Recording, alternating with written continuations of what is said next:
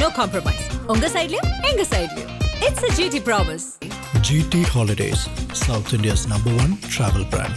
உங்கள் தங்க நகையை அதிக விலைக்கு விற்கவும் மற்றும் அடகில் இருக்கும் தங்க நகையை மீட்டெடுத்து அதிக விலைக்கு விற்கவும் உடனே அணுகவும். Prime gold hub 9840551787.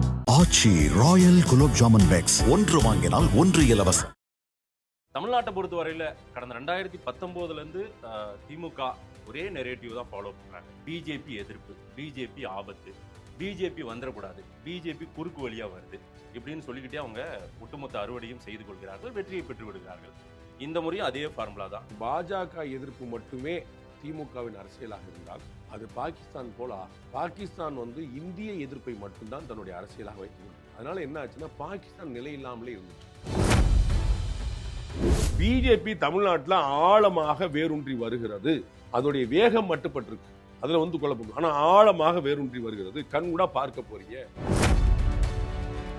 ஒரு மாசத்துக்கு முன்னாடி திரு பாண்டே அவர்கள் ஸ்டேட்மெண்ட், இன்னைக்கு தேதிக்கு திமுகவுக்கு தான் அதிக அட்வான்டேஜ் இருக்கு அப்படின்னு சொல்லியிருக்கீங்க. இன்னமும் நான் நம்புறேன் திமுகவுக்கு தான் அட்வான்டேஜ். அப்புறம் 39 அது வந்தது, அது என்னுடைய கருத்து. இவருங்களா நீங்க தப்பா அப்படி நான் சர்வே என் கருத்து நீங்க நினைச்சீங்கன்னா அது உங்க தப்பு. என் சர்வேல என்னுடைய கருத்தை நான் திணிக்கிறது இல்லை. அண்ணாமலை எவ்வளவோ கத்தினாரு, 18% அவரை தூக்கி ஓரம் போட்டாங்கல்ல பிஜேபி. இப்ப அது வேணா, நமக்கு இந்த ஃபார்முலா தான் கரெக்ட்னு வராங்கல்ல. திமுக மாதிரி ஒரே குடும்பம் வரணும், காங்கிரஸ் மாதிரி ஒரே குடும்பம் வரணும், சமாஜ்வாடி கட்சி மாதிரி ஒரே குடும்பம் வரணும், ஆர்ஜேடி மாதிரி ஒரே குடும்பம் வரணும். நீங்க ஆசைப்பட்டீங்கன்னா வச்சுக்கோங்க. பாஜகல வாஜ்பாய்க்கு பிறகு அரசியல் இல்லைன்னு நினைச்சிருக்கீங்க. அண்ணன் துரைமுருகன் சொல்கிறார் ராஜராஜ சோழனுக்கு பிறகு ராஜேந்திர சோழன் போல வருவார் அப்படின்னு சொன்னார். அப்புறம் அதுக்கடுத்து இன்பநிதி. அது உங்களுக்கு வேறுபடையதான் சொல்லுங்க. நீங்க அவர்களுடைய தகுதியை நான் பேசல, அது வரும். ஆனால் ஒரு குடும்பம் தான் ஆளுங்கிறது இது மன்னராட்சி மணல் இல்லையா? மணல்ல இது இல்லையா? நீங்க குடியாட்சின்னு சொல்லிட்டு மக்களாட்சின்னு சொல்லிட்டு ஒரு குடும்பம், இது மன்னராட்சி முறை இல்லையா?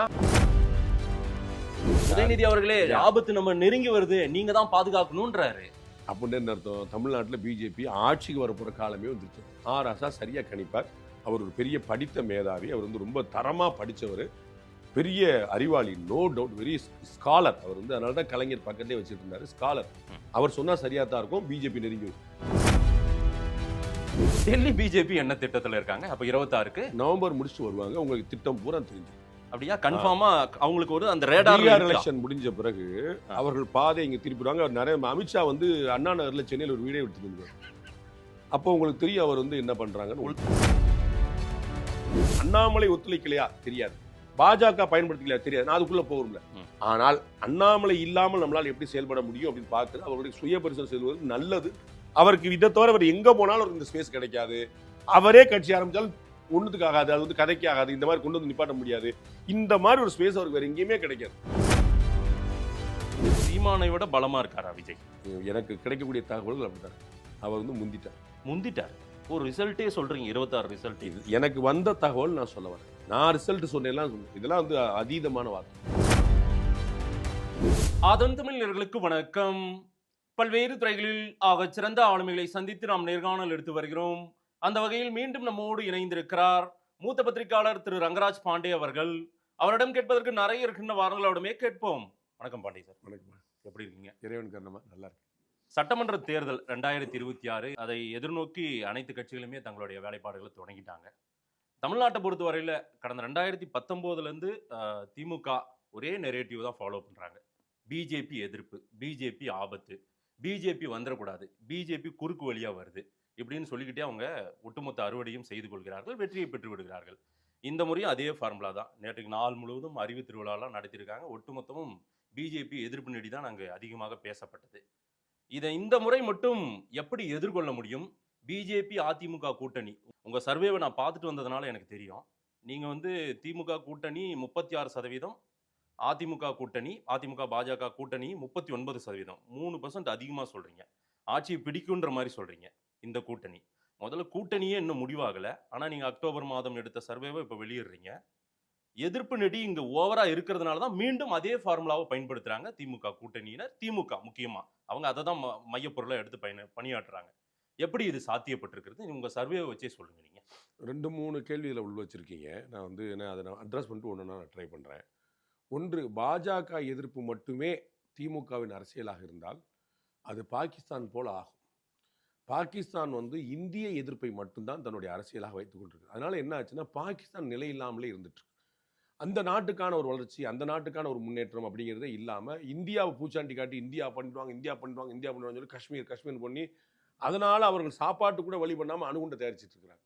அந்த மாதிரி போய் நின்று அதோட பொருத்தி இந்த அரசியலை பார்க்க வேணாம். இது லாபம் தரக்கூடிய அரசியலா நினைக்கிறாங்க. நீங்க ஓட்டு அரசியல் தானே, வாக்கு அறுவடை தானே, அதுக்கு செய்யறாங்க. நீங்க பார்க்காதீங்க, நான் சொல்றேன். அதாவது என்னுடைய பாயிண்ட் என்னன்னா, நம்முடைய முன்னேற்றம் என்பது வேறு, இன்னொரு ஒரு பூச்சாண்டி காட்டுவது என்பது வேறு. இன்னைக்கு வந்து இந்திய கம்யூனிஸ்ட் கட்சியுடைய மாநில செயலாளர் திரு வீரபாண்டி என்ற பேட்டி இன்னைக்கு பப்ளிஷ் பண்றோம். நாங்கள் நீங்க பேசிட்டு இருக்கிற தருணத்துல அவர் வந்து இதுதான் சொல்றார், பிஜேபி எதிர்ப்பை தவிர வேற அவர் திமுகவோட சேர்ந்திருக்கிறதுக்கான எந்த நியாயமும் இல்லை. அவர் வந்து மது ஒழிப்பு, நாங்க வந்து மது இருக்கக்கூடாதுன்றோம், சட்டம் ஒழுங்கு, எல்லா பிரச்சனையுமே அவர் முரண்படுறார். ஆனா திமுக ஆதரிக்கிறோம்ன்றார். என்ன கணக்கு அப்படின்னா பாஜக எதிர்ப்பு. அது வந்து அவர்கள் கட்சி ஏன் அங்க இருக்குங்கிறதுக்கு உதாரணமாக எல்லா கட்சிக்குமே அதான் நிலைமையாரும். நீங்க வந்து வெறும் எதிர்ப்பு அரசியல் ஒன்று பண்ண முடியாது. இது ஒரு பாயிண்ட்.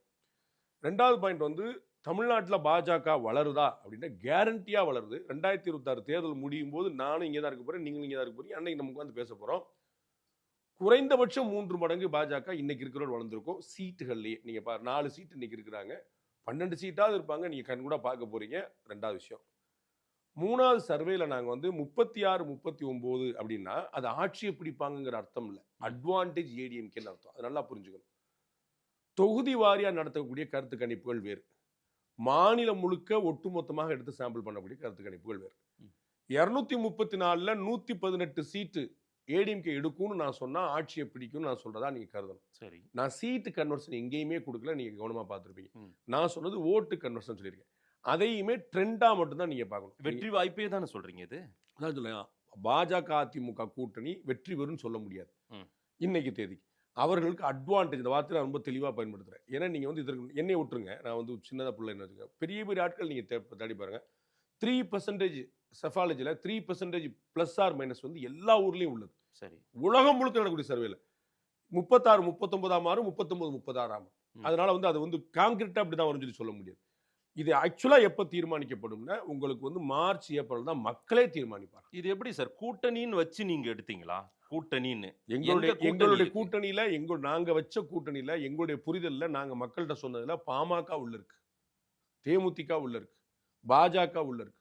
இது எல்லாமே உள்ள வச்சுதான் நாங்க அவங்க எல்லாருமே கொஞ்சம் பாசிட்டிவ் வைப்ரேஷனா திமுகவை நோக்கியும் பயணிப்பதும் அவங்களுடைய ஸ்டேட்மெண்ட் அப்படி இருக்குல்ல. இவங்க யாருமே திமுக பக்கம் போக மாட்டாங்க. போனா இவங்க எல்லாம் யாரும் வந்து விஜய் பக்கம் போனா இல்ல, ஒரு முடிவாகாமே அட்வான்டேஜஸ் இந்த பக்கம் தான் இருக்குது, இந்த பக்கம் தான் பாசிட்டிவா இருக்குன்றது அதுதான் செஃபாலஜி. நம்ம வந்து செஃபாலஜி ஐ நோ சார், எனக்கு அதனால புரிஞ்சுக்க முடியல. உங்களுக்கு எனக்கு தெரியாது. நான் சொல்ல வர்றது என்னன்னா, என்னுடைய அனுபவத்துல by God's grace touch wood 2014 இருந்து நாங்க வெளியில தெரியும்படியான சர்வே பண்ணோம். தினமலர்ல இருக்கும்போது நாங்க பண்ணியிருக்கிறோம். வெளியில ரங்கராஜ் பாண்டே தெரிஞ்சு பண்ண ஆரம்பிச்சது 2014. இன்னைக்கு வரைக்கும் 99% ஸ்ட்ரைக் ரேட் வச்சிருக்கோம். 1% மாத்தி போட்டு நீங்க எடுத்து பார்த்துட்டு சார் நீங்க அன்னைக்கு சொன்னீங்க தப்பாச்சு, ஏதாவது ஒண்ணு நீங்க சொல்லுங்க, உங்களுக்கு தெரிஞ்சிடும். அப்படி நாங்க ஒண்ணு கூட வந்ததில்லை. 2016ல மீண்டும் ஏடிஎம்கே ஆட்சி அமைய போகுது இந்தியாவிலே சொன்ன ஒரே சேனல் நாங்க தான், இந்தியாவிலே, வேற யாருமே சொல்லல. அது ஏன்னா நான் வந்து எந்த ஒரு உள்நோக்கமும் இல்லாம மக்கள்கிட்ட போய் நின்று சொல்றேன். ஏன்னா எல்லாருமே நீங்க சங்கி பிஜேபி தான் எல்லாருமே சொல்வீங்க. 2019, 21, 24 மூணுலையுமே டிஎம்கே தான் வெளில போகுதுன்னு சொன்னவன் நான் ஒரு சங்கியா இருந்தா, எனக்கு ஒரு உள்நோக்கம் இருந்தா, நான் ஒரு உள்குத்து வச்சு பண்றா இருந்தா நான் ஏன் சொல்லிருப்பேன்னு யோசிக்கணும். 19 யார் ஜெயிப்பான்னு சொன்னேன், 21 யார் ஜெயிப்பான்னு சொன்னேன். 24 தேர்தல் போட்டி நாங்க வந்து ஆண்டு விழா நடத்துறோம். நாங்க எப்பயும் ஆண்டு விழா மார்ச் நடத்துவோம். ஸோ ஏப்ரல் தேர்தல் வரும்போது அண்ணாமலை ஜெயிப்பார்னு சொல்லுங்கன்னு எந்திரிச்சு நின்று கேள்வி கேட்டாங்க. நான் சொன்னேன் ஜெயிச்சா சொல்லிடுவேன். உங்களுக்கு புரியுங்களா? கடுமையான போட்டி ஏற்படுத்தினாருங்கிற சொல்லியிருக்கேன். அவரும் டிடி வித்யநாராயணனும் அன்புமணி ராமதாஸ் அவங்க மனைவியும் எல்லாருமே கடும் போட்டி, அண்ணன் ஓபிஎஸ் எல்லாரும். ஆனா ஜெயிக்கிறதுக்கான ஸ்பேஸ் எனக்கு தெரியல, புரியுங்களா? ஆனா நான் சங்கியா இருந்தார் ஜெயிப்பார்னு சொல்லியிருப்பேன், உத்தரவாதமா ஜெயிப்பார்னு தானே சொல்லியிருப்பேன். அது சொல்லல. அதுதான் நான் சொல்றேன். 36, 39ங்கிறது அட்வான்டேஜ் ஏடிஎம்கே அப்படிங்கிற இந்த திசையை காட்டு. என்ன அட்வான்டேஜ் நீங்க பாத்துட்டீங்க சார்? ஒரு மாசத்துக்கு முன்னாடி திரு பாண்டே அவர்கள் ஸ்டேட்மெண்ட், இன்னைக்கு தேதிக்கு திமுகவுக்கு தான் அதிக அட்வான்டேஜ் இருக்கு அப்படின்னு சொல்லியிருக்கீங்க. இன்னமும் நான் நம்புறேன் திமுகவுக்கு தான் அட்வான்டேஜ். அப்புறம் 39ன்றீங்களே, அது வந்தது, அது வந்து என்னுடைய கருத்து. புரியுங்களா? நீங்க தப்பா அப்படி நான் இந்த சர்வே வந்து என் கருத்து நீங்க நினைச்சீங்கன்னா அது உங்க தப்பு. என் சர்வேல என்னுடைய கருத்தை நான் திணிக்கிறது இல்லை. சர்வேல வந்த நம்பரை நான் போடுறேன். 2989 சாம்பிள் சைஸ் போட்டேனே, 3500 போட்டிருக்கலாம்ல, 2500 ரவுண்டா போட்டிருக்கலாம். பாண்டே கருத்து இல்ல இந்த சர்வே அப்படியா? அந்த ஆமா உங்க தகவலுக்காக இதற்கு முன்னாடி அக்டோபர்ல ஆரம்பிச்சு இப்ப போட்டீங்கன்னு சொன்னீங்கல்ல, அக்டோபர் 30 வரைக்கும் நடத்தணும். நவம்பர்ல 3ஆம் தேதி 4ஆம் தேதி போட்டோம். ஸோ நீங்க வந்து எப்பயோ ஆரம்பிச்சு எப்பயோ போட்டீங்க, சந்திரசாக்கில் சொன்னீங்க, அது எப்பயோ ஆரம்பிச்சு எப்பயோ போட்டதுல ஒரு 15 நாள் நடந்துச்சு. ஒரு நாங்கள் கடைசியில் முடிச்சுட்டு நான் கன்சால்டேட் பண்ணி இப்போ போட்டோம். இப்போ ரீசெண்ட் சர்வே தான் போஸ்ட் கரூர் ஸ்டாம்பேட், அதற்கு பிறகு நடந்தது தான். இதற்கு முன்னாடி நாங்கள் சர்வே நடத்தின போது அப்போ விஜய்க்கு வந்து 20% வந்துருந்துச்சு. யூ ஓன்ட் பிலீவ், இந்தியாவில் யாரும் செய்யாத நான் செஞ்சிருக்கேன். இந்த சர்வேல வந்திருக்கு 20% நான் ஏற்கலன்னு சொல்லியிருக்கேன். எங்களுடைய சர்வேல வந்தது நான் ஏற்கல. யாராவது இந்தியாவில் சொல்லுவாங்களான்னு பாருங்க. ஏன்னா அது கருத்து கணிப்பு மக்கள்கிட்ட வந்தது. என்னுடைய கருத்து மாறுபட்டு இருக்குன்னு சொல்றேன். அதுதான் சொன்னேன். உங்கள்கிட்ட நான் சொன்னேன் டிஎம்கே முன்னாடி இருக்குன்னு சொன்னேன்னா இப்பயும் நான் சொல்றேன் அது என்னுடைய கருத்து. நீங்க எல்லாம் அந்த கருத்து கணிப்பை கருத்து திணிப்பாவே பார்த்து பழகிட்டதுனால இந்த கருத்து கணிப்பு அப்படிதான் இருக்கும் நீங்க நினைக்கிறீங்க. இந்த கருத்து கணிப்பு மக்களுடையது, என்னுடைய கருத்து என்னுடையது. அது எப்பயுமே அப்படி இருக்கு. தமிழ்நாட்டில் பிஜேபி எதிர்ப்புன்றது பெருசா இருக்கிறதுனால மீண்டும் மீண்டும் அதை வந்து பலப்படுத்துறாங்கல்ல திமுக. அதை பண்ணிட்டே தானே இருக்காங்க. அது பண்ண அவங்களுக்கு லாஸ்ங்கிறதா நான் சொன்னேன். அதுக்கு தான் பாகிஸ்தான் உதாரணத்தை சொன்னேன். வேற எந்த காரணத்துக்காக இல்ல. பாகிஸ்தான் வந்து ஏன் பலவீனப்பட்டு கிடக்குங்கிற நீங்க புரிஞ்சுக்கணும். இல்ல அது லாபம் கொடுக்குதுன்னு தானே நிக்கிறாங்கன்னு நான் சொல்றேன். அது அவர்களே ஏமாற்றிக் கொள்கிறார்கள், அவர்களுக்கு புரிய வைக்கிறது. இந்த முறை தெரிஞ்சிரும்ன்றீங்களா 26ல? அதான் உங்களுக்கு சொன்னேனே 3 மடங்கு வெற்றி பெற போறாங்கன்னு சொன்னேனே. நான் மாத்தி சொன்னேன். அதுல குழப்பமே இல்லை. அது பிஜேபி தமிழ்நாட்டில் ஆழமாக வேரூன்றி வருகிறது. அதோடைய வேகம் மட்டுப்பட்டிருக்கு. அதுல வந்து குழப்பம். ஆனா ஆழமாக வேரூன்றி வருகிறது. கண் கூட பார்க்க போறீங்க. பிஜேபி பத்தின பார்வை நீங்க அந்த சர்வேல நீங்க நிறைய கேள்விகள் கேட்டிருந்தோம். மத்திய அரசு எப்படி செயல்படுது, இடி ஐடி ரைடு எப்படி நடக்குது, அவங்க வந்து தமிழகத்தை வஞ்சிக்கிறதா, நிதி பங்களிப்பு, ஆபரேஷன் சிந்தூர்னு வேற வேற விதமா கேட்கிறோம். எல்லாத்துலயுமே அந்த பெர்சன்டேஜ் வந்து மாறி நிக்குது, வேற இடத்துல நிக்குது. நான் வந்து 2014 நடத்தின போது கிட்டத்தட்ட வந்து ஒரு 15-18% வந்து அப்ப பிஜேபிக்கு ஃபேவரா இருந்துச்சு. இந்த டிமானிட்டைசேஷன் அந்த பீரியட் வந்து இந்த பீரியட்ல அப்ப இருந்து அந்த பெர்சன்டேஜ் நான் மாத்தி பார்த்துட்டே வரேன். இப்போ வந்து அது வந்து 30-40ல வந்து நிக்குது. அதாவது பிஜேபி அன்னைக்கு தேதிக்கு பாத்தீங்கன்னா 2014 இருந்து 18 வரைக்குமான அந்த பீரியட்ல பாத்தீங்கன்னா 2019 தேர்தலுக்கு முன்னாடி 12% இருந்து 19% வரைக்கும் தான் இருக்கும். இன்னைக்கு வந்து அது 34% வரைக்கும் நிக்க. நான் சொல்றது ஆதரவு நிலைப்பாடு, ஓட்டு இல்ல. நல்லா புரிஞ்சுங்க, ஓட்டு இல்ல, ஆதரவு நிலைப்பாடு. அதாவது நீங்க கேட்டீங்க இல்லையா, அந்த பிஜேபி எதிர்ப்பு தான் தமிழ்நாட்டில் இருக்குன்னு. இல்ல, பிஜேபி எதிர்ப்பு குறைந்து கொண்டே வருகிறது. நான் உங்களுக்கு பதிவு பண்ணேன். இல்ல கடைசியா தமிழ்நாடு முதலமைச்சர் கூட பீகார் தேர்தலில் மோடி அவர்கள் தமிழர்களை இழிவுபடுத்திட்டாரு பாருங்க. அது உண்மையா? இல்ல ஒரு ஸ்டேட்மெண்ட் நான் எடுத்து உண்மையா? அது உண்மையா? இங்க அது எடுபடுது. தமிழர்களை இல்ல அது தனி சார். அது என்ன ஏன் தனி? ஆனால் இங்க எடுபடுது. அவர் தமிழர்கள் சொன்னாரா திமுக? இல்ல அது எடுபடுது. இங்க சிஎம் மாதேஷ் இப்ப பேசுங்க. ஏன்ட்ட மாத்தி ஏன்ட்ட பேசக்கூடாது. தமிழர்கள் சொன்னாரா திமுக சொன்னாரா? பிரதமர் சொன்னது என்ன? திமுக தான் சொன்னாரு. அவ்வளவுதான். ஆனா தமிழர்களை இழிவுபடுத்திட்டாங்கன்னு அவர் சொல்றது மோடி நம்ம மாநிலத்துல முதலமைச்சர் மாத்தி சொன்னா நம்ம என்னங்க செய்ய முடியும்? அத மாதேஷ் எடுத்து சொன்னாரு, நாங்க என்னங்க செய்ய முடியும்? அவ்வளவுதான் சொல்லி. நான் மாத்தி சொல்லல. இங்கு வட இந்தியர்களால் அது வேறன்னு தப்பிக்க பாத்தீங்க. நான் உங்க நிறுத்தினேன் சார். வட இந்தியர்களால் தமிழர்கள் துன்புறுத்தப்படுறாங்க அப்படின்ற ஸ்டேட்மெண்ட்டை மோடி சொல்லிட்டாருன்னா இங்க மக்கள் பூரா என்னன்றாங்க, நாம என்ன மாத்தி சொல்றாங்களே. சிஎம் மாத்தி சொல்ல மாட்டாருன்னு நம்புறாங்க. ஆனா உண்மை இல்லைன்னு நீங்க சொல்லிட்டீங்க. உங்க சர்வேல அப்படிதான் போனா கள்ள நிலவரத்துல உண்மை இல்லன்னு மாதே சொல்றாரு. இல்ல மாதே சொல்லிட்டா மக்கள் வந்து புரிஞ்சு மாட்டாங்க. இங்க வந்து இங்க எடுபடலையே. அண்ணாமலை எவ்வளவோ கத்தினாரு 18%. அவரை தூக்கி ஓரம் போட்டாங்கல்ல பிஜேபி. இப்ப அது வேணா, நமக்கு இந்த ஃபார்முலா தான் கரெக்ட்னு வராங்கல்ல. திமுக மாதிரி ஒரே குடும்பம் வரணும், காங்கிரஸ் மாதிரி ஒரே குடும்பம் வரணும், சமாஜ்வாடி கட்சி மாதிரி ஒரே குடும்பம் வரணும், ஆர்ஜேடி மாதிரி ஒரே குடும்பம் வரணும் நீங்க ஆசைப்பட்டீங்கன்னா வச்சுக்கோங்க. பாஜகல வாஜ்பாய்க்கு பிறகு அரசியல் இல்லைன்னு நினைச்சிட்டு இருந்தாங்க. ஒரு அத்வானி இருந்தாரு, ஒரு மோடி வந்து நிக்கிறாரு. இன்னைக்கு யோகி ஆதித்யநாத்ல இருந்து தேஜஸ்வி சூர்யா வரைக்கும் 30 வயசு பையன் வரைக்கும் அவ்வளோ தலைவர்கள் இருக்கிறாங்க. அது டெமோக்ரஸி இல்லை, எங்களுக்கு ஒரு குடும்பம் தாங்க முக்கியம் நினைச்சா வச்சுக்கோங்க. அதுல என்ன உங்களுக்கு தப்பு இருக்கு? அது உங்களுடைய விருப்பம். அண்ணாமலை நேற்று இருந்தார், நாளைக்கு இருப்பார், இடையில 100 பேர் வருவாங்க, இடையில 100 பேர் போவாங்க. அப்ப உங்களுக்கு ஒருத்தர் தான் வேணும்னு நினைச்சீங்கன்னா அது டெமோக்ரஸியா நீங்க சொல்லுங்க. அண்ணன் துரைமுருகன் சொல்கிறார் ராஜராஜ சோழனுக்கு பிறகு ராஜேந்திர சோழன் போல வருவார் அப்படின்னு சொல்றாரு. அப்புறம் அதுக்கு அடுத்து இன்ப நிதி. அப்படி அது உங்களுக்கு ஏற்புடையதான் சொல்லுங்க. நீங்க அவர்களுடைய தகுதியை நான் பேசல, அது வரும். ஆனால் ஒரு குடும்பம் தான் ஆளுங்கிறது இது மன்னராட்சி மனநிலை இல்லையா? மனநிலை இது இல்லையா? நீங்க குடியாட்சின்னு சொல்லிட்டு மக்களாட்சின்னு சொல்லிட்டு ஒரு குடும்பம், இது மன்னராட்சி முறை இல்லையா? இல்ல இக்கரைக்கு அக்கறை பச்சைன்ற மாதிரி. எக்கரை பச்சை என்ன? எக்கரை இது மன்னராட்சியே பரவாயில்ல, நல்லா இருக்குன்னா ஜனநாயகத்தோட மன்னராட்சி பரவாயில்ல. பிஜேபி வந்தாலும் நரேந்திர மோடி செஞ்சா சர்வாதிகாரம், பாசிசம், குடும்ப குட்டி இல்லாதவர். ஒரே குடும்பம் தான் இக்கரைக்கு அக்கறை, பயங்கரமா இருக்கும் உங்க அக்கறை. இல்ல இதுதான் சரியான ஆப்ஷன் நமக்கு. அவங்க எது? வந்து நம்ம உணவுல பிரச்சனை வரும், உடையில பிரச்சனை வரும், நமக்கு எது? மத பிரச்சனை வரும் எது? அப்படின்னு சொல்றாங்கல்ல இங்க திமுக ஆட்சியாளர் ஆராசா சொல்றாரு. வாங்க, என்ன பிரச்சனை வந்து சொல்லுங்க. எந்த இல்ல உணவுல இது ஆராசா நேற்றைக்கு மேடையில பேசுறாரு சார். சொல்லுங்க சார். உதயநிதி அவர்களே ஆபத்து நம்ம நெருங்கி வருது, நீங்க தான் பாதுகாக்கணும்ன்றாரு. அப்படின்னு என்ன அர்த்தம்? தமிழ்நாட்டில் பிஜேபி ஆட்சிக்கு வரப்போற காலமே வந்துருச்சு அர்த்தம். ராசா சரியா கணிப்பார். அவர் ஒரு பெரிய படித்த மேதாவி. அவர் வந்து ரொம்ப தரமா படிச்சவர், பெரிய அறிவாளி, நோ டவுட், வெரி ஸ்காலர். அவர் வந்து அதனால தான் கலைஞர் பக்கத்திலே வச்சுட்டு இருந்தாரு, ஸ்காலர். அவர் சொன்னா சரியா தான் இருக்கும். பிஜேபி நெருங்கி, பிஜேபி அவர்கள் ஆபத்து என்று சொல்லட்டும், எனக்கு அதுல பிரச்சனை இல்லை, அவங்க பாடு.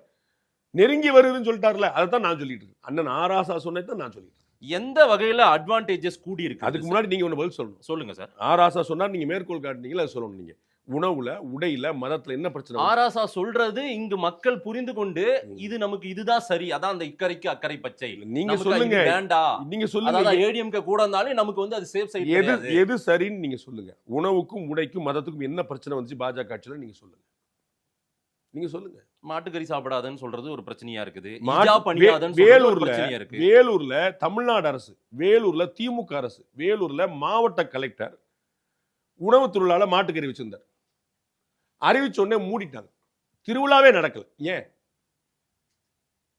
வேலூர்ல திமுக அரசுல, தமிழ்நாடு. ஏன் நீங்க செஞ்சா சொல்லவே மாட்டீங்களா? வெளியே தெரியாமலே பாத்துக்கிடுவீங்களா? பாஜக சொல்லிட்டு இருக்கிறீங்க, எங்கேயோ இருக்கிறால. இங்க ஆட்சியில் இருந்தவர்கள் செய்த சொல்லுங்க, ஏன் மூடினீங்க? எங்க வேணுங்கிறவங்க சாப்பிட்டு போறாங்க, நாங்க ஐயரா வந்து சாப்பிட போறோம் சொல்லி சொன்னா சொல்லிருக்கலாம்ல. மாட்டுக்கறி, ஆட்டுக்கறி சாப்பிடுறோம், இதையும் சாப்பிட்டு போறோம் சொல்ல வேண்டியதானே? ஏன் மூடுனீங்க? இல்ல இருக்கட்டும்ன்றீங்களா? அது உங்க விருப்பங்க, அரசாங்கம் செய்யிட்டு. நான் கேட்கிறேன், நீங்க சொன்ன பிரச்சனைக்கு பதில் சொல்றேன் நான். நீங்க சொன்னீங்களா மாட்டுக்கறி சாப்பிட, நீங்க சொன்னீங்கல்ல, சொன்னது யார்? மாதேசன். அதுதான் நான் கேட்டேன். எஸ், அங்க ஏதோ திமுக செஞ்சவங்களால சொல்ல முடியுமா? தமிழ்நாட்டில் நடந்த சொல்ல முடியுமா? ஆனா ஒருபோதும் இங்கு வந்து உணவுக்கோ உடைக்கோ மதத்துக்கோ எதுனும் நமக்கு ஒரு பிரச்சனை வருது, ஆபத்து சனாதனத்தை வேறறுப்போம்னு சொன்னது யார்? ஒழிக்கணும்னு சொன்னது யார்? உதயநிதி சொன்னாரு. அது மதத்துக்கு யாருக்கு ஆபத்து இருக்கு? இந்துக்களுக்கு ஆபத்து இல்லையா? அப்ப இப்படி இஸ்லாத்தை ஒழிப்போம், கிறிஸ்டியானிட்டி ஒழிப்போம் ஒருத்தர் பேசிருக்காங்களா? ஒரு நாள் பேசிருக்காங்களா சார்? யாரா ஒரு முதலமைச்சர், யாரா ஒரு பிரதமர், நீ சொல்லுங்க சார். யாரா ஒரு கீ பர்சன், நான் சொன்ன ஒரு எம்பியா இருக்கக்கூடிய தேஜஸ்வி சூர்யா, 30 வயசு, அவர்ல இருந்து பிரதமர் வரைக்கும் யாராவது ஒரு கீ பர்சன் இஸ்லாத்துக்கு எதிராக, கிறிஸ்டியானிட்டிக்கு எதிராக சொல்லியிருக்காங்க? பேசுங்க. ஒரு கீ பர்சன். ஒழிப்போம்னு, சனாதனத்தை வேறறுப்போம். இதே தேஜஸ்வி சூர்யா ஹிஜாப் அணிஞ்சிட்டு போட்டுமே, என்னங்க உங்களுக்கு பிரச்சனை? அவங்க போட்டோம், நாம தடுக்க கூடாது, விடுங்கன்னு சொல்லணும்ல. கர்நாடகாவுல சூப்பர். ஹிஜாபுக்கு சட்டத்தை மாத்தும் சொல்லி சித்தராமையா சொன்னார், மாத்தினாரான்னு கேளுங்க. ஹிஜாப் பண்ணிட்டு தடை வந்துச்சுல பள்ளிக்கூடங்கள்ல, அப்ப ஒரு விதிமுறை கொண்டு வந்தாங்கல்ல, அதை மாத்தும் சொன்னார். ஆட்சி முடிய போகுது, மாத்தினாரான்னு கேளுங்க. என்னங்க நீங்க பேசுறது பூரா ஒண்ணு, செய்யறது பூரா ஒண்ணு. அன்னைக்கு ஹிஜாப்ல என்ன நடந்துச்சு? பள்ளிக்கு வெளியில வரைக்கும் அனுமதி, பள்ளிக்கு உள்ள வேண்டாம்ன்றாங்க. யூனிஃபார்மிட்டி இருக்கணும் நான் சொல்றேன். பள்ளிக்கு வெளியில யாரும் இறந்துருக்கல, பள்ளிக்கு உள்ள யூனிஃபார்ம் எதுக்கு வச்சிருக்காங்க? ஆனாலும் இஸ்லாமியர்களுக்கு எதிராக பிஜேபி இருக்கு, பிஜேபின்னு ஒரு கட்சி நம்மள வந்து ஒரு தூரமா தான் பார்க்கும், நமக்கு அது அச்சத்துக்குரிய ஒரு கட்சி தான் அப்படின்னு தானே இன்னைக்கும் அவங்க வந்து இருக்காங்க. அது போய் பிம்பம் என்று இஸ்லாமியர்களுக்கு தெரியும்.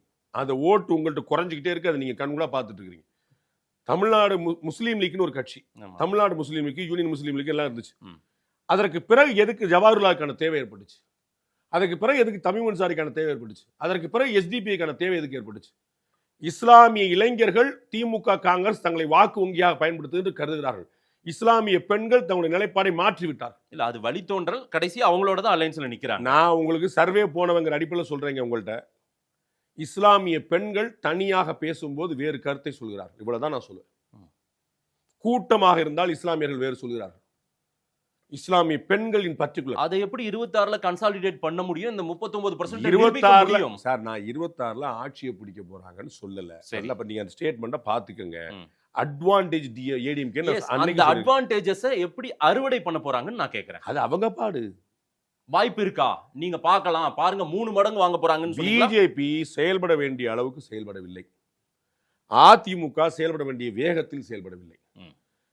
பிஜேபி ஏடிஎம்கே அலைன்ஸ் அமைஞ்ச உடனே வாழ்க்கையில முக்தி அடைஞ்சிட்டோம் நினைச்சிட்டாங்க. சரி, அதிமுக கூட்டணி அமைஞ்சிருச்சு, நமக்கு முக்தி கிடைச்சிருச்சு அப்படின்னு பிஜேபி நினைக்கும். அது அவர்கள் செய்கிற பிழை. பிஜேபி அலைன்ஸ் இருக்கிறதுனால நமக்கு வந்து 10 ஓட்டு கூட வந்து 18% ஓட்டுல 10% இவங்களுடைய ஓட்டு வச்சுக்கிட்டா கூட 10 நமக்கு இருந்தால் அட்வான்டேஜ் ஏடிஎம் கிடைச்சிருக்கு.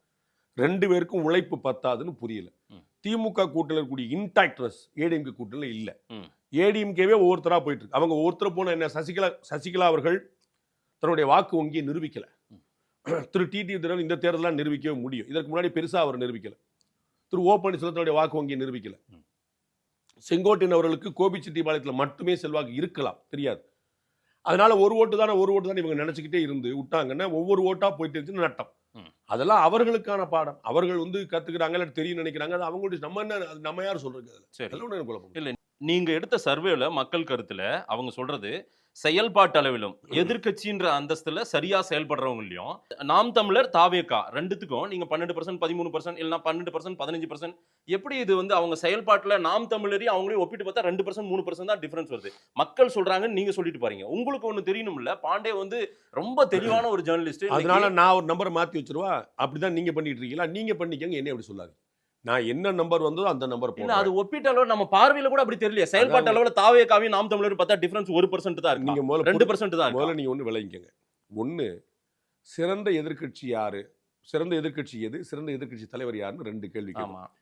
இந்த 2 கேள்விக்கு பதிலளித்தவர்கள்ல திமுக காரங்களும் இருக்காங்கன்னு புரிஞ்சுக்கணும். ஏன்னா அங்க திமுகன்னு ஒரு ஆப்ஷன் இருக்காது. நல்லா புரிஞ்சுக்கிட்டீங்களா? திமுக, ஏன்னா நான் திமுகக்கு நான் வாக்களிக்க போறேன்னு சொன்ன ஒருத்தர் சிறந்த எதிர்க்கட்சி எதுன்னு பதில் சொல்லுவார். நான் திமுகக்கு நான் வாக்களிக்க போறேன்னு சொன்னவர் சிறந்த எதிர்க்கட்சி தலைவர் யாருன்னு பதில் சொல்லுவார். ஸோ ஒண்ணு புரிஞ்சுங்க, திமுக காரங்களும் யாரை கருதுறாங்கன்னு பார்க்கணும். ஒண்ணு. 2வது, எதிர்க்கட்சியுடைய செயல்பாடு என்னங்கன்னா மதிப்பிடுறாங்க, அவங்க யாரும் வாக்களிக்க போல. அதுக்கு தான் திமுக காரங்களும் வாக்களிச்சிருக்காங்கன்னு சொல்லலாம். புரியுங்களா? நாம் தமிழரோ தாவேக்காவோ 2%, 4% எவ்வளவு டிஃபரன்ஸ்ங்கிறது மேட்டர் இல்ல. எல்லோரும் என்ன கருதுகிறார்கள்ங்கிறது மேட்டர். நான் அதனால தான் சொன்னேன் திமுக காரங்களும் வாக்களிச்சிருக்காங்கன்னு, அதெல்லாம் உங்களுக்கு புரிய வச்சு. சரி, நான் அடுத்து பிஜேபியினுடைய ஆக்டிவிட்டீஸ்ல வரேன் சார். அவங்களுடைய செயல்பாடு தேர்தலுக்கு ஏற்கனவே வந்து அதிமுகவோட அலைன்ஸ் வச்சுட்டாங்க முந்தி வேகமா. ஆனாலும் அதற்கு பிறகு அலைன்ஸை இன்னும் விரிவுபடுத்தாத ஒருத்தர் இன்னைக்கு அட்வான்டேஜஸ்ல கூடுதான் இருக்காங்கன்னு நீங்க சொல்ற வார்த்தையை வச்சு நான் சொல்றேன். அவங்களுடைய ஆக்டிவிட்டீஸ் போதுமான அளவு இல்லைன்றதை இப்ப இந்த பேட்டிலேயே நீங்க சொல்லிட்டீங்க. அதுல எதுலையுமே ஒன்றிணைந்து இல்லாத ஒருத்தர் எப்படி திமுகவை வீழ்த்த முடியும்? இவங்களுக்கு அட்வான்டேஜ் என்ன அப்படின்னா, திமுக மீதான அதிருப்தி அலை. இந்த ஆன்டி இன்கம்பன்சி ரொம்ப ஸ்ட்ராங்கா வேலை செய்யணும் இல்ல, அதை எடுக்கிறதுக்கு அறுவடை அதுதான் பண்ணலாம். அதனால தான் விஜய்க்கு 20% ஓட்டு வந்து நிக்குது. முதல் கருத்து கணிப்புல 3 மாசம் முன்னாடி நாங்க நடத்த கருத்து கணிப்புல 20% வந்தபோது நான் ஏற்கலன்னு சொன்னேன். இந்த நவம்பர் மாசம் நாங்க வெளியிட்ட கருத்துக்களை நான் ஏற்று ஆகணும்னு நான் சொன்னேன். விஜய்க்கு அந்த 20% ஓட்டு போடுவாங்கன்றது உறுதியா சொல்லல. நான் எதுக்குமே நான் வரலங்க உறுதியா. இது வந்து இன்னைக்கு உள்ள ட்ரெண்டுங்க. நான் வந்து ஏப்ரல் மாசம் தாங்க சொல்வேன். அப்பதான் யார் வெல்வா யார் தோப்பாங்க. இது வந்து நான் திசை காட்டி இந்த வார்த்தையில பூரா நான் பயன்படுத்துறேன். நல்லா பாத்து. திசையில இதுல வந்து தாவேகா வந்து அட்வான்டேஜஸ்ல 20% இருக்காங்க. அதாவது என்ன டேக்அவே என்ன அப்படின்னா, அட்வான்டேஜ் ஏடிஎம்கே, ஆன்டி இன்கம்பன்சி ஸ்ட்ராங்கா இருக்கு டிஎம்கே, அதனால பின்னாடி இருக்குது. TVK is gaining momentum. இதுதான், இந்த 3 தான் நீங்க வார்த்தை. அதுக்கு மேல நீங்க எதுவும் உள்ள போக கூடாது. இவ்வளவுதான் அது புரிஞ்சுக்க வேண்டியது. அதனால தான் போன முறை 20% வந்துச்சு, இந்த முறை 20% வருது. நான் இப்போ ஒரு நாள் சிங்கப்பூர் போயிட்டு வந்தேன். ஒரு 15-20 பேராவது விஜய் விஜய் என்ன பண்ணாரு, விஜய் எல்லாரும் சுத்தி அதான் எதிர்பார்த்துட்டு இருக்கிறாங்க. நேத்து ஒரு நண்பர் சொன்னாரு, நான் ரஜினி சாருக்கு செய்ய நினைச்ச மாதிரி விஜய் சாருக்கு நான் வந்து ஓட்டு போட. அவர் வெளிநாட்டில் இருக்கிறார். வேற ஒரு நண்பர் சொல்லியிருக்காரு, நான் வந்து ரஜினி சாருக்கு ஓட்டு போட நினைச்சேன், தலைவர் வரல, நான் வந்து இப்ப விஜய்க்கு வந்து நான் ஓட்டு போட போறேன். இப்படி ஒரு மொமெண்டம் அங்க இருக்குது. அவ்வளவுதான். அது 20, 8, 12 எனக்கு தெரியல. 10க்கு குறையாம அப்படி நான் வந்து 6 to 10 நான் நினைச்சிட்டு இருந்தேன். இன்னைக்கு மொமெண்டம் பார்த்தா 10க்கு மேலன்னு தெரியுது. 20ன்னு உத்தரவு நான் சொன்ன திரும்ப பார்த்தேன். 20 வந்த சர்வே. அது நான் சொன்ன சொந்த சர்வே கிடையாது, வந்தது. நானா போட்டு இங்கி பிங்கி பாங்கி போட்டு மற்றவங்க பண்ணுமா நம்பர் நான் வந்து கீழே போய் எடுத்து வந்தது நான் சொல்ல வரேன். நாங்கள் யார் எடுத்து வந்தாங்க, எத்தனை பேர் எடுத்து வந்தாங்க, எந்தெந்த ஊரில் எடுத்து வந்தாங்கன்னு அத்தனை டேட்டாவும் கையில் வச்சிருக்கிறேன். இன்னைக்கு அந்த பழசு வந்து கையில் வச்சிருக்கேன் உங்கள் தகவலுக்காக. ஸோ போர்ட் ரூமில் உட்காந்து நாங்கள் தீர்மானித்த நம்பர்கள் கிடையாது. நாங்களே வந்து அதை நான் உங்களுக்கு பலமுறை சொன்ன மாதிரி ஃபுல் ப்ரூஃபாக இருக்குதான்னு பார்த்து ரீவெரிஃபை பண்ணி நான் வேற எங்கேயும் சொல்லாத சொல்கிறேன். இந்த நம்பர்ஸ்லாம் உண்மைதானான்னு பார்த்து சர்வே எடுத்துகிட்டு வந்த பிறகு திருப்பி 3 தொகுதிக்கு இந்த ரேஷியோ இருக்கான்னு திருப்பி செக் பண்ணேன். நாமளே ஏமாத்திக்க கூடாது அப்படிங்கிறதுக்காக திரும்பி ஒரு 3 தொகுதிக்கு எடுத்து முடிச்சுட்டு 3 தொகுதிக்கு திரும்ப ஆள் அனுப்பி, வேற தொகுதிக்கு, புது தொகுதிக்கு, போன தொகுதிக்கு இல்ல 3 புது தொகுதிக்கு போய் ஆள் அனுப்பி இதே ரேஷியோ, இதே நம்பர்ஸ் வரும்னு சொல்ல முடியாது எக்ஸாக்டா. இந்த ரேஷியோ இருக்குதான் பாரு. அதாவது ஏடிஎம்கே முன்னாடி இருக்குது, டிஎம்கே பின்னாடி இருக்கு, தாவேகா நல்லா இருக்கு. இந்த ரேஷியோ இருக்குல்ல, அதே நம்பர் வந்துச்சு. ஓகே. இங்க இருக்கிற அதிமுக பாஜக இன்னும் முழுமையாக செயல்படவில்லை அலைன்ஸ் வைத்த பிறகு அப்படின்னு. அதிமுக போதுமான வேகத்தில் செயல்படவில்லை, பாஜக செயல்படவே இல்லை. டெல்லி பிஜேபி என்ன திட்டத்துல இருக்காங்க? அப்ப 26க்கு நவம்பர் முடிச்சுட்டு வருவாங்க. உங்களுக்கு திட்டம் பூரா தெரிஞ்சிடும். அப்படியா? கன்ஃபார்மா அவங்களுக்கு ஒரு அந்த ரேடார் எலெக்ஷன் முடிஞ்ச பிறகு அவர்கள் பாதை இங்க திருப்பிடுவாங்க. நிறைய அமித்ஷா வந்து அண்ணா நகர்ல சென்னையில் ஒரு வீடியோ எடுத்துட்டு வந்துருவாரு. அப்போ உங்களுக்கு தெரியும் அவர் வந்து என்ன பண்றாங்கன்னு. உள்துறை டிபார்ட்மெண்ட்டே இங்க மாறுது. முகாம் அலுவலகம்னு ஒன்று கேள்விப்பட்டிருப்பீங்களான்னு சரி. தெரியல. அது எப்படி இயங்குவது? அது முதலமைச்சருடைய ஆபீஸ் மாதிரி தான். அதுதான், அவ்வளவுதான். அப்ப அதெல்லாம் உங்களுக்கு வந்து கொடநாட்டிலேயோ கோபாலபுரத்துலயோ பேப்பர் போனா நீங்க அதை இதா பார்க்க மாட்டீங்க. சென்னை வந்தா வந்து ஓ இங்கே வந்துருமா அப்படின்னு பார்ப்பீங்களா? அவங்களுக்கெல்லாம் எங்கெங்கெல்லாம் இருக்காங்களோ அதான் ஆஃபீஸ். சரி, திரு அண்ணாமலைக்கு வரேன் சார். யாத்திரை போயிட்டு இருக்காரு திரு நயினார் நாகேந்திரன் தொடர்ச்சியா. தொடக்க விழாவுக்கு நானும் அங்கே போயிருந்தேன், கவரேஜுக்கு போயிருந்தேன். அன்னைக்கு திரு அண்ணாமலை அவர்களோட பேட்டி எடுக்கவும் முற்பட்டேன் நான். ஆனால் முடியல, அவர் வேண்டான்ட்டாரு. இருந்தாலும் நான் சொல்கிறேன், அதற்கு பிறகாக எந்த யாத்திரை நிகழ்வுகளும் அவர் பங்கேற்கல. குறிப்பாக மேட்டுப்பாளையம், கோயம்புத்தூர், அவினாசி போன்ற இடங்கள்லாம் கூட யாத்திரையை நடத்தியிருக்காரு திரு நயினார் நாகேந்திரன். அங்கேயும் பங்கேற்காமல் கோவா போயிருக்காரு. அவருக்கு கொடுக்கப்பட்ட வேலையின் காரணமாக அங்கே போயிருக்காரு, ரைட்டு. பட் இந்த மாதிரி ஒரு யாத்திரை நிகழ்வில் அண்ணாமலையும் பங்கேற்றால் இன்னும் ஒரு கூடுதல் ஒரு பலம் கிடைக்கும்ல, ஏன் அதை தவிர்க்கிறார்? அண்ணாமலை அவர்கள் வந்து இந்த லோ ப்ரொஃபைலில் வந்து இருக்கிறது வந்து சரின்னு தான் எனக்கு தோணுது. அப்போ தான் பாஜகவுடைய உண்மையான பலம் என்ன அப்படிங்கிறது தெரியும். எல்லா கிரெடிட்டும் ஒருத்தருக்குன்னே போயிடுச்சுன்னா அது வந்து அண்ணாமலை அவர்களால் வந்ததா பாஜகவால் வந்ததானே தெரியாமல் போயிடும். அப்போ வந்து அண்ணாமலை அவர்கள் லோ ப்ரொஃபைல் இருக்கிறாரு, அவர் சரியாக பயன்படுத்தி கொள்ளப்படவில்லை, அல்லது அவர் வந்து ஒத்துழைக்கவில்லை, எப்படினாலும் நீங்கள் வச்சுக்கோங்க, ஏதோ ஒரு கணக்கில் வச்சுருந்தாரு. அவருடைய நேரடி முழு பங்களிப்பு பெரும்பங்களிப்பு அவர் தேர்தல் நேரத்தில் பெருசாக பங்களிப்பாருன்னு வச்சுக்கோங்க, அது செப்பரேட் கேஸ். நான் உங்களுக்கு இன்னைக்கு தேதிக்கு சொல்கிறேன், தேர்தல் நேரத்தில் ஒரு கட்டாயம் பங்களிப்பார். பாஜக அவர் வேஸ்ட் பண்ணிடாது, யூஸ் பண்ணணும். இன்னைக்கு தேதிக்கு போயிட்டு இருக்குல்ல, இதுல வந்து இவங்களே தங்களை வந்து சீரமைத்துக் கொள்வதற்கும் தங்களை வந்து சரிபார்த்துக் கொள்வதற்கும் தங்களோட பொசிஷன் என்னன்னு தெரிஞ்சுக்கிறதுக்கு உதவும் நினைக்கிறேன். அப்பதான் வந்து இப்ப நீங்க எல்லா கம்பேரிசன் வைக்கிறீங்களா, அண்ணாமலை இருந்த போது இப்ப அண்ணாமலை இருந்த போது இப்படி ஒரு கம்பேரிசன் வருது இல்ல. அப்ப அண்ணாமலை அவர்கள் இல்லாமலேயே பாஜக எப்படி இயங்குதுன்னு பாக்குறதுக்கு அவங்களுக்கே உதவும். அது நல்லது. அண்ணாமலை ஒரு சுய பரிசோதனை நடக்குதா, பிஜேபி செய்யறாங்களா தெரியல. அண்ணாமலை நான் இல்லைன்னா என்ன நடக்குது பாருங்க அப்படின்றத அவங்களுக்கு ஒரு எனக்கு தெரியல. நான் தான் சொல்றேன், அவர்களுடைய மனதில் பாய்வதை நான் வந்து வெளியில சொல்ற அளவுக்கு எனக்கு அவ்வளவு ஞானம் இல்லை. ஆனா அண்ணாமலை மனதில் பாயறத நான் சொன்னேன் உங்ககிட்ட, நீங்க ஏத்துக்கவே இல்லையே. என்ன அண்ணாமலை உள்ள ஒண்ணு வச்சுக்கிட்டு வெளியே ஒண்ணு பேசுறாரு சார் அப்படின்னு நான் சொன்னேன். அவர் சொன்னாரா இல்லையா? அதே மாதிரி சொன்னாரு. என்ன சொல்லுங்க? நான் வந்து என் மனசு ஒண்ணு சொல்லுது, ஆனால் வந்து உள்ள நான் வந்து வெளியில ஒண்ணு பேசுறேன், வாய் ஒண்ணு சொல்லுது, மனசு ஒண்ணு சொல்லுதுன்னு சொன்னாரா? அது வந்து எல்லா அரசியல்வாதிகளுக்குமான அடிப்படை குணம். எல்லா அரசியல்வாதிகளும் அடிப்படை. நான் அன்னைக்கே சொன்னேன், என்னுடைய அருமை சகோதரர் முருகேசன் அவர்கள் நாட்டிலேயே வல்லவர் நல்லவர் அப்படின்னு சொன்னா எல்லாரும் அப்படிதான் சொல்லுவாங்கன்னு நினைச்சிட்டு இருக்கீங்களா? அதெல்லாம் உள்ளொன்று வைத்து வெளியில ஒன்று பேசுறது வந்து அரசியல்வாதிகள் குணம். அவர் வெள்ளந்தி புது அரசியல்வாதி, அதனால வெளியில சொல்லிட்டார், அவ்வளவுதான். எல்லா அரசியல்வாதியும் செய்வாங்க. எல்லாம் இருந்துட்டு வெளியில போனோடனே ஒருத்தர் பத்தி மாத்தி பேசுறது எல்லா அரசியல்வாதிகளுக்கும் அடிப்படை குணம், அது கேரக்டர். அது வந்து அது பிரச்சனை இல்லை. பாஜக இவரை பயன்படுத்தி கொள்ளாமல் இருக்கிறதா, அவர் பாஜக பயன்படாமல் இருக்கிறார், இது நான் போல. அது வந்து அவங்க ஏதோ ஒன்று நடந்துட்டு இருக்குது. எது நடந்தாலும் நல்லதுன்ற இப்போதைக்கு பாஜக தன்னை சுய பரிசோதனை செய்து கொள்வதற்கு அது உதவும் சொல்லுவார். அவங்களுடைய பொசிஷன் என்னன்னு அவங்களுக்கு தெரியும். எல்லா கிரெடிட்டும் ஒரே பக்கம் போகும்போது அண்ணாமலையால் தான் இந்த வெற்றின்னு வந்து நிற்கும். அப்ப அண்ணாமலை இல்லாவிட்டால் என்னங்கிற பாஜகவுக்கு தெரியணும். பட் அண்ணாமலை இல்லாமல் இங்க ஒர்க் அவுட் ஆகாதுன்ற ஒரு தேரியும் ஒண்ணு உருவாயிட்டு இருக்குல்ல சின்னதா.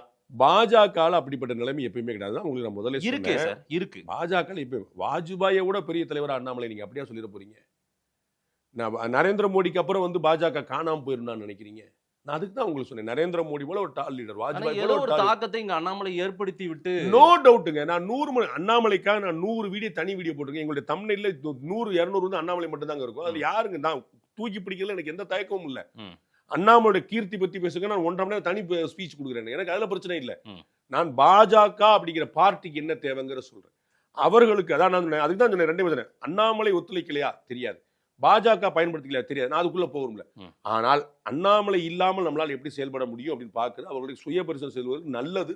பீகார் தேர்தலுக்கு பிறகாக இதுக்கெல்லாம் ஒரு தீர்வு நமக்கு கிடைச்சிரும்ல. பிரச்சாரம் ஆரம்பித்து விட்ட பிறகு அண்ணாமலை முழுமையாக பயன்படுத்திக் கொள்ளப்படுவார் நான் நம்புறேன். அவரே போட்டிடுவார்னு கூட நினைக்கிறேன். கோவா பயணம் அவருக்கு கொடுத்த அந்த வந்தே மாதரம் குழுவுக்கான இது எஸ்ஐஆர் பல விஷயங்கள்ல வந்து நேஷனல் லீடர்ஸ் வந்தா மட்டும்தான், அந்த பொறுப்பாளர்கள்லாம் யாராவது வந்தா அட்டெண்டன்ஸ் போடுறாரு வராரு. அதுக்கப்புறம் இங்க இருக்கிற மாநில தலைவர்களோடு அவருக்கு ஒரு மிகப்பெரிய தூரம் ஒரு தூரம் வந்துருச்சு, அவருக்கான ஒரு டிஸ்டன்ஸ் வந்துருச்சு. அதிகமாக டிஸ்டன்ஸ்லாம் வராது. அவர் தமிழ்நாட்டுக்கான அரசியல் தலைவர், தமிழ்நாட்டில் தான் அவருடைய அரசியல் இருக்கு, பாஜக தான் அவருடைய அரசியல் களம். அதனால அவர் இங்கே தான் பண்ணுவார். இந்த லோ ப்ரொஃபைல் அவருக்கும் நல்லது, இவங்களுக்கும் நல்லது நான் சொல்லுவேன். அதுதான் நான் உங்களுக்கு சொன்னேன், அவருக்கும் நல்லது. தன்னுடைய பலம் என்ன, அதுதான் ஏன் இந்த மாதிரி ஒரு இடைவெளி, எதுக்காக இப்படி ஒரு இடைவெளி? உங்களுக்கு அதுதான் சொன்னேங்க, ஒரே குடும்பம் ஒரே தலைவர் ஒரே இது வர்றதுக்கு இது வந்து மற்ற கட்சிகள் கிடையாதுங்க. பாஜக எப்பயுமே மாத்திக்கிட்டு இருப்பாங்க. யோகி ஆதித்யநாத் சிஎம் ஆவார்னு அவர் அறிவிக்கிற முன்னாடி கண்டுபிடிச்சிங்கன்னு சொல்லுங்க. இந்தியாவில் ஒருத்தர் கண்டுபிடிச்சாரு சொல்லுங்க, அடுத்த சிஎம் யோகி ஆதித்யநாத் அப்படின்னு கண்டுபிடிச்சு சொல்லுங்க. மத்திய பிரதேச முதலமைச்சர் யார் சொன்னாங்க, ராஜஸ்தான் முதலமைச்சர், அவர்கள் எப்பயுமே மாத்திக்கிட்டு இருப்பாங்க. வசுந்தராஜ சிந்தியா தான் வருவாங்கன்னு எல்லாரும் சொல்லிட்டு இருந்தாங்க. வேற ஒரு புது முகத்தை கொண்டு வந்தாங்க. அப்புறம் தான் 4 பேர் புதுசு புதுசா வருவாங்க. காலம்பூரா ஒரே ஆள் இருக்கிற மற்ற கட்சியிலாங்க இது வந்து பாஜக வந்து அப்படிதான் எல்லாருக்குமான சந்தர்ப்பம் கொடுக்கணுங்க. ரிட்டையர்டே ஆக விடாம ஒருத்தரை வந்து மேல மேல வச்சுக்கிட்டு அவருக்கு எக்ஸ்டென்ஷன் கொடுத்துக்கிட்டு டிஜிபில இருந்து சீஃப் செக்ரட்டரி தமிழ்நாடு பூரா அப்படிதான் பண்ணிட்டு இருக்கு. இந்தியாவில் பல மாநிலங்கள் அப்படிதான் பண்ணிட்டு ரைட்டு இருக்கு. சார், நீங்க சொல்ற எல்லாமே கருத்தெல்லாம் வாஸ்தவம் தான் சார், நான் ஏத்துக்கிறேன். நான் ஒரு எளிய மக்களா பார்வையில ஆமாப்பா, என்னப்பா இது திமுகவில் நடக்கிற மாதிரி எல்லாம் பிஜேபியில் நடக்காதுப்பா, இங்க இப்படிதான் மாற்றம் கிடைக்கும், வேற ஒருத்தர் உட்கார வைப்பாங்க, அதெல்லாம் ரைட்டு, ஓகே. ஆனால் இங்கு அண்ணாமலை தேவைன்னு ஒரு கூட்டம் உருவாயிருச்சு போல, அதே போல இங்க ஒரு கோஷ்டியை உருவாக்கிட்டாங்க போல, காங்கிரஸ்ல இருக்கிற கோஷ்டி மாதிரி பிஜேபிக்குள்ள வந்துருச்சுன்ற பார்வை வெளிப்படையா பேச ஆரம்பிச்சிட்டாங்க. அண்ணாமலை தேவை அப்படின்னு நானே சொல்றேன். அண்ணாமலை தேவைன்னு தான் சொன்னேன். அண்ணாமலை தேவை இல்லைன்னு சொன்னேன் நான். அண்ணாமலை இல்லாட்டாலும் ஜெயிச்சிருவாங்கன்னு சொன்னேன் இல்ல. டெல்லி பிஜேபி தமிழ்நாடு பிஜேபியினுடைய இன்னைக்கு இருக்கிற பேரண்ட் பாடிஸ் எல்லாம் வந்து அண்ணாமலை இல்லாமலே நடத்தி கொண்டிருக்காரு பல விஷயத்தை. அந்த இடத்துல அண்ணாமலையும் இன்க்ளூட் பண்ணிக்கிட்டோன்ற எண்ணமே இல்லாம தானே சொன்னேன். நீங்க என்னங்க ஒரே கிளியே 15 வார்த்தை இல்ல 15 வார்த்தை இல்ல, நான் வந்து அண்ணாமலை பிரச்சனை இருக்குன்னு நீங்க சொல்லுவீங்கன்னு அந்த வார்த்தையை தான் நான் கேக்குறேன். நீங்க சொல்லிக்கங்க சார், நான் ஏன் சார் சொல்லணும்? நான் பிரச்சனை இருக்குங்கிற இடத்துல போல பாஜக தலைமை காரணத்தோடு மாற்றி இருக்கிறது. அவர்களுக்கு வந்து அண்ணாமலையுடைய திறமை தெரியும், தகுதி தெரியும், அவர்கள் கட்டாயம் பயன்படுத்திக் கொள்வார்கள். அண்ணாமலைக்கு வயசு, நான் ஏற்கனவே சொன்னதுனால ரிப்பீட் பண்ண விரும்பலங்க, நான் மாத்தி சொல்லி பழக்கம் இல்லை எனக்கு. அவருக்கு நிறைய வாய்ப்பு இருக்கு, நிறைய வயசு இருக்கு, நேஷனல் பாலிடிக்ஸ்ல ஒரு ஸ்பேஸ் இருக்கு. அவருக்கு இதை தவிர அவர் எங்க போனாலும் அவருக்கு இந்த ஸ்பேஸ் கிடைக்காது. அவரே கட்சி ஆரம்பிச்சாலும் ஒண்ணுத்துக்கு ஆகாது, அது வந்து கதைக்கு ஆகாது, இந்த மாதிரி கொண்டு வந்து நிப்பாட்ட முடியாது. இந்த மாதிரி ஒரு ஸ்பேஸ் அவருக்கு வேற எங்கேயுமே கிடைக்காது. அவர் பாஜகவுக்கு தேவை, அவர் தமிழ்நாட்டுக்கு தேவை, அவர் நின்று இங்க ஷைன் பண்ணுவார், கவலையே படாது. 26 தேர்தல்ல ஒரு பெரிய ஒரு ஃபோர்ஸா இருப்பாரா விஜய்? அதற்கான வாய்ப்புகள் இருக்கா? ஏன்னா அலைன்ஸை எதுவுமே உருவாக்கல. விஜய் வந்து 3 வாய்ப்புகள் விஜய் முன்னாடி. ஒன்று, அவர் வந்து தனித்து போட்டியிடுவது. 2வது, அவர் தலைமையில் ஒரு கூட்டணியை உருவாக்குவது. 3வது, அதிமுக பாஜக கூட்டணியில் சேர்ந்துருவது. இந்த 3ல எது பண்ணாலும் நல்ல இம்பாக்ட் இருக்கும். தனித்து போட்டிட்டாருன்னா அவர் யாரோ ஒருத்தருக்கான ஸ்பாயிலரா இருப்பார், யாரோ ஒருத்தருக்கு எதிர்பார்ட்டி. அவர் தலைமையில் ஒரு கூட்டணி அமைஞ்சதுன்னா வரலாறு காணாத ஒரு மும்முனை போட்டி ஏற்படும். அவர்கிட்ட வந்து கூட்டணி அமைஞ்சதுன்னா அது திமுக கூட்டணி உடஞ்சா தான் வரும். உங்களுக்கு புரியல? காங்கிரஸோ மற்றவங்க வரணும்னா வேற யார்? ஏடிஎம்கே கூட்டணி சொல்லி யாருமே இல்லைன்னு சொல்லிட்டு இருக்கீங்க. அதனால இங்கே தான் வந்தாகணும். அப்போ அவர் தலைமையில் கூட்டணி அமைஞ்சா வரலாறு காணாத ஒரு மும்முனை போட்டி வந்து திமுகவில் 1 2 3 கட்சி இருப்பாங்க, ஏடிஎம்கேல இங்கே பிஜேபி இருந்த மாதிரி இருக்காங்க. இப்போ இவர் தலைமையில் ஒரு கூட்டணி அமையும், ஒரு பெரிய மும்முனை போட்டி. இவர் ஏடிஎம்கே பிஜேபி கூட சேர்ந்துட்டாருன்னு 200 சீட் அடிப்பாங்க. 3ல இதுதான் வாய்ப்பு. விஜய் அணிக்குள்ளார திமுக கூட்டணி உடஞ்சாதான் போவாங்கன்னு நீங்க சொல்றீங்க. ஏன் பிஜேபி கூட இல்ல? பிஜேபி கூட நெருக்கமா இருந்த பலர் இன்னைக்கு வந்து தனித்தனியா இருக்காங்களா? திரு டிடிவி தினகரன், அவங்களும் போவாங்க, சசிகலா, அவங்களும் போவாங்க, ஓபிஎஸ், செங்கோட்டையன், அவங்க எல்லாம் ஒண்ணுதானே? ரைட், அவங்க எல்லாம் ஒண்ணுதானே. அவங்க எல்லாம் திருமதி சசிகலாவோ திரு டிடிவியோ தனியா செயல்படுறாங்கன்னு சொல்லியிருக்காங்களா? எல்லாம் அடையாளத்தோட தான் இருக்காங்க. நீங்க 4 பேர் சொன்னீங்க, எல்லாரும் ஒண்ணாதாங்க, எல்லாம் ஒண்ணாதாங்க. நீங்க சொன்ன அத்தனை பேர் தானே பசுமன் முத்துராமலிங்க தேவர் நிகழ்ச்சிக்கு போனாங்க. சரி, சோ நீங்க வந்து உங்களுடைய அப்படி பிரிஞ்சு அதிமுக ஒண்ணுமில்லாம பிரிச்சு காட்டுறாங்க. சசிகலா, டிடிவி, ஓபிஎஸ், செங்கோட்டை 4 பேர் ஒண்ணா தான் இருக்காங்க. அது வந்து அதிமுக சொல்லும்போது நான் வந்து இபிஎஸ், வேலுமணி, தங்கமணி, செல்லூர் ராஜு எவ்வளவு பேருக்கு நான் நம்பிடுவீங்களா? அதிமுகன்னு ஒரு வார்த்தைன்னு சொல்லுவீங்க. மக்களின் அபிமானம், மக்களின் கருத்து 60% கிட்ட அதிமுக பிஜேபி கூட்டணியில விஜய் சேரணும்னு சொல்லி இருக்கிறதா உங்க சர்வே சொல்லுது. அப்படியா? அந்த அளவுக்கு இருக்காங்களா மக்கள் அப்படி நினைக்கிறாங்க? அவங்க எல்லாருமே, ஏன்னா நான் உங்களுக்கு ஏற்கனவே சொல்லியிருந்தேன், நான் வந்து பல இடங்களையும் சொல்லியிருக்கிறேன். இதற்கு முன்னாடி விஜயுடைய தொண்டர்களுடைய எண்ணமே அவர் முதலமைச்சர் ஆகணும்னு இருந்தது. இப்ப அவர்கள் கோல் போஸ்டையே மாத்திட்டாங்க. திமுக ஆட்சிக்கு வரக்கூடாதுன்னு நினைக்கிறேன். ஸோ அவருடைய கோல் போஸ்ட் மாறிட்டனால திமுக ஆட்சிக்கு வராமல் இருக்கணும்னா உத்தரவாதமா செய்ய வேண்டியது ஏடிஎம்கே கூட பண்ணும். இந்த கரூர் ஸ்டாம்பேட்டுக்கு பிறகு அந்த நிலை பெருசா மாறி இருக்கு. விஜய் முதலமைச்சர் வேட்பாளர்னு சொல்றது இப்ப அலைன்ஸுக்கு போயிடலான்ற முடிவுக்கு தொண்டர்கள் வந்துட்டாங்க. அவருடைய மனநிலை மாற்றம் ஏற்பட்டு. திமுக கூட்டணியை பொறுத்தவரையில் இப்ப இருக்கிற மாதிரி அது 26 அப்படியே தான் இருக்கும்னு நினைக்கிறீங்களா? இல்ல கண்டிப்பாவே இது உடையும் பிரியும் அப்படின்ற மாதிரி? நிறைய வாய்ப்பு அப்படிதான் இருக்கு. காங்கிரஸ் தன்னுடைய மனநிலையை மாற்றுச்சுன்னா பெரிய சேஞ்சஸ் வந்து காங்கிரஸ் மட்டும்தான் அந்த டைலமால இருக்குது. என்ன டைலமோ சார்? ஏதாவது அகில இந்திய தலைமை வந்து விஜயோட போலாமான்னு பாக்குது. இல்ல அப்படி ஏதாவது ஒரு தோற்றம் நம்ம சொல்ல முடியுமா? எனக்கு இன்புட்ஸ் கிடைச்சது. நான் யார் சொன்னாலும் சொல்லணும்னு சொல்லுவீங்களா? இல்ல சார், அவ்வளவுதான். எனக்கு வந்து இன்புட்ஸ் இருக்குது.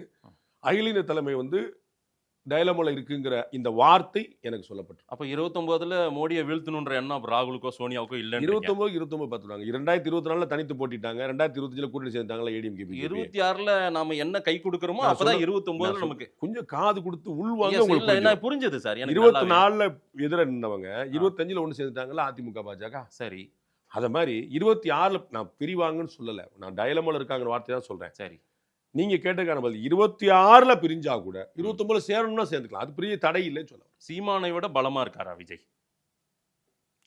எனக்கு கிடைக்கக்கூடிய தகவல்கள் அப்படித்தான் இருக்கு. அவர் வந்து முந்திட்டார். ஒரு ரிசல்ட்டே சொல்றீங்க, 26 ரிசல்ட். எனக்கு வந்த தகவல் நான் சொல்ல வரேன். நான் ரிசல்ட் சொன்னேன், இதெல்லாம் வந்து அதீதமான வார்த்தை. இல்ல, நான் வந்து ஒரு நாள் தேர்தல் ரிசல்ட் சொல்லுவேன். பாண்டிய சர்வே யார் ஜெயிப்பாங்கிறதுக்கு நான் ஏப்ரல்ல தான் வரும்னு அவங்களுக்கு சொல்லியிருக்கேன் இல்லையான்னு. Right sir. இந்த வார்த்தை பத்தி வந்தது நான் வந்து என் சொந்த கணக்கை போடுறது இல்ல. நீங்க எல்லாம் ஆசைப்படுற மாதிரி அங்க ஒரு 4 போடு, இங்க ஒரு 7 போடு, அப்படி பண்றது நான் பண்றது இல்ல. ஆனா பாண்டியனுடைய சாணக்கியா சேனல்ல வந்த சர்வேவை பாண்டிய சர்வேவே இப்படிதான்ப்பா இருக்கு அப்படின்னு தான் எல்லாருமே எங்கிட்ட சொல்றாங்க. மொத்த பேரும் மக்களும் அப்படிதான் பேசிக்கிறாங்க. ஆமா, பாண்டியோட கருத்தே இதுதான்ப்பா, இப்படிதான்ப்பா இருக்கு. பாண்டியோட கருத்துன்னு யாரும் சொல்ல மாட்டாங்க. அதுல சொல்றாங்க. இப்ப நீங்க மாத்தின வார்த்தை இது. அவங்க நீங்க முதல்ல பயன்படுத்தின வார்த்தை பாண்டிய சர்வேவே அப்படிதான் இருக்குது. அதான் கரெக்டான வார்த்தை. இல்ல, நாம் தமிழர் விஷயத்துல நீங்க சொல்ற கட்டமைப்புல வந்து நமக்கு கட்டமைப்பே இல்ல அந்த கட்சிக்கு அப்படின்னு சொல்றது என்ன? இன்னைக்கு உண்மைதானே? கிருஷ்ணகிரி மாவட்ட செயலாளர் பேர் சொல்லுங்க நீங்க. சரி, அந்த கட்சியோட இணை பொதுச் செயலாளர், துணை பொதுச் செயலாளர், கொள்கை பரப்பு யாராவது ஒருத்தர் பேர் சொல்லுங்க. அந்த கட்சியிலே நீங்க 4 பேர் தான் நீங்க சொல்ல முடியும். அண்ணனுடைய விஜய் கட்சியில விஜய் ஒருத்தர் தானங்க. யார் இல்ல? அது விஜய் கட்சி தான் சொன்னீங்க. தாவே கண்ணைய சொல்ல நீங்க அதைத்தாங்க சொல்றேன். இது விஜய் கட்சி தானே சொன்னீங்க. அதைத்தான் நான் சொல்றேன். நான் இல்ல விஜய் கட்சியில ஓகன்னு சொன்னேன். நானே விஜய் கட்சியில அப்ப முகமே தேவையில்ல, மாவட்ட பொதுச் செயலாளர், அதுக்கு பேரே விஜய் கட்சி தான். விஜய் கட்சி தான். ஆமா, வெற்றி கழகம். வெற்றின்னு என்ன? இங்கேயுமே சீமான் தானே சார்? ஆமான்னு தானங்க சொல்றேன். நான் எங்க அண்ணனை என்னை விட்டு கொடுத்துருக்கேன். இதை விட்டு கொடுத்துட்டீங்களா? விஜய் முந்தி போயிட்டாரு. நீங்க ஆசைப்படுறத சொல்றதுக்கு நான் இல்ல, நடக்க போற சொல்றதுக்கு நான் இருக்கேன். இல்ல, அது கொள்கை, இது ரசிகர்கள்னு அவங்க பிரச்சாரம் பண்ணிட்டே இருக்காங்க. அதெல்லாம் இருக்கலாம், நான் இல்லைன்னு சொல்லலையே. தாவேகா தொண்டர்கள் கொள்கையில் ஊறி துளைத்தவர்கள் எங்கேயா சொல்லியிருக்கேன்? இல்ல, சொல்லல. அப்புறம் ஆனாலும் ஓட்டு அவங்க அப்படி சொல்றாங்களே. இவங்க ஓட்டு வர்றாங்க, வாங்கினால வாங்க பார்க்க போறீங்களா? ஓட்டு போட்டுருவாங்க விஜய். பார்க்க போறீங்கல்ல? அன்னைக்கு சொல்லி 2026 மே மாசம் நீங்க எங்க சார் போயிருவீங்க? கண்டிப்பா ஏதாவது ஆஸ்திரேலியா அப்புறம் வாங்க பேசுவோம். ரைட். அமித்ஷாவுடைய வியூகம் இந்த 26ல் அது வந்து சாதிக்கிற அளவுக்கு இருக்குமா தமிழ்நாட்டில்? அவங்க முயற்சி அப்படி இருக்கு. அது சாதகமா இருக்குமா இல்லையாங்கிறது தெரியும். அவங்க முயற்சி அப்படி இருக்கு. திமுக ஆட்சியை வீழ்த்தணும்னு அவங்க ஒரு ரொம்ப தீவிரமான முயற்சியில் இருக்கிறாங்க. ரொம்ப தீவிரமாக தான் வேலை செய்ய போறாங்க. அப்போ 26 3வது தடவை சொல்றேன், தீவிரமாக வேலை செய்யறாங்க. பார்க்கலாம் சார். நிறைய விஷயங்கள் மக்கள் என்ன சொல்றாங்க பார்க்கலாம். நேரம் கொடுத்து பேசியமைக்கு நன்றி. ரொம்ப நன்றி.